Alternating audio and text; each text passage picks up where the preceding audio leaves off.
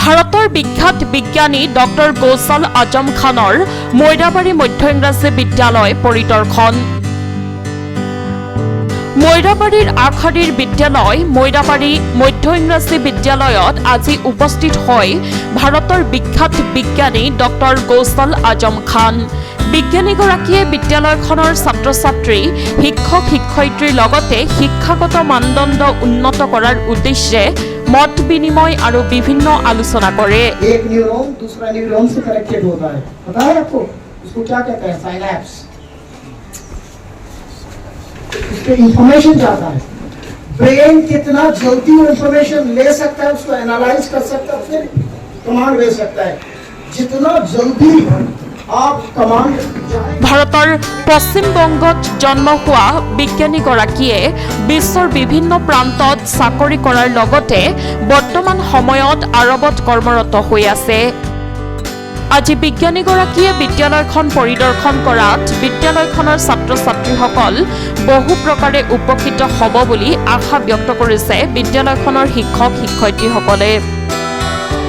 আজিৰ বিদ্যালয় পৰিদৰ্শনৰ সময়ত বিজ্ঞানীগৰাকীৰ লগত সংগ দিয়ে অল আছমা নলেজ ছ'চাইটিৰ মেণ্টৰ নুৰুল আমিন, ৰাষ্ট্ৰপতি পুৰস্কাৰপ্ৰাপ্ত শিক্ষক আব্দুল গফুৰ আৰু মৈৰাবাৰী মহাবিদ্যালয়ৰ ইংৰাজী বিভাগৰ অধ্যাপক ডক্টৰ মইদুল ইছলামে। করেছিল ও কিন্তু গ্র্যাজুয়েটও ছিল না, তখন গ্র্যাজুয়েট বোঝো, কলেজে যায়নি, কিন্তু একজন সায়েন্টিস্টের ল্যাবে এসে ওই পরিষ্কার করতে জিনিসপত্র। তো সায়েন্টিস্ট বলেছিল একটা ছত্রাক বোঝো, মানে ফাঙ্গাস, ও কালচার করেছিল, রেখে দিয়েছিল, বলেছিল ধুয়ে ফেলে দাও। ও কি করেছিল, ভুলে গেছিল ফেলে, বুঝতে পারলে? নেক্সট দিন এসে দেখে ওই ছত্রাক যে মানে ব্যাকটেরিয়া ছিল, ওই ছত্রাক সমস্ত ব্যাকটেরিয়া মেরে ফেলেছে।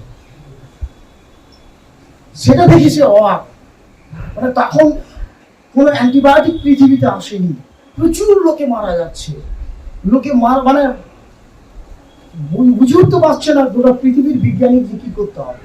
হয়েছে না কি, সাধারণ লোকই করেছে, ইন্টেলিজেন্ট লোক করেছে, বড় কোনো করেনি, বুঝতে পারলে? তো চিন্তা করার চেষ্টা করো কিছু আউট অফ বক্স।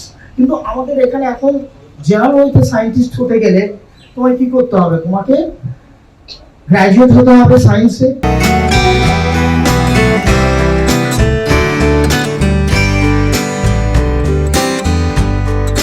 মৈৰাবাৰীৰ পৰা আফতাৰ হুছেইনৰ ৰিপৰ্ট, সংবাদ লহৰ।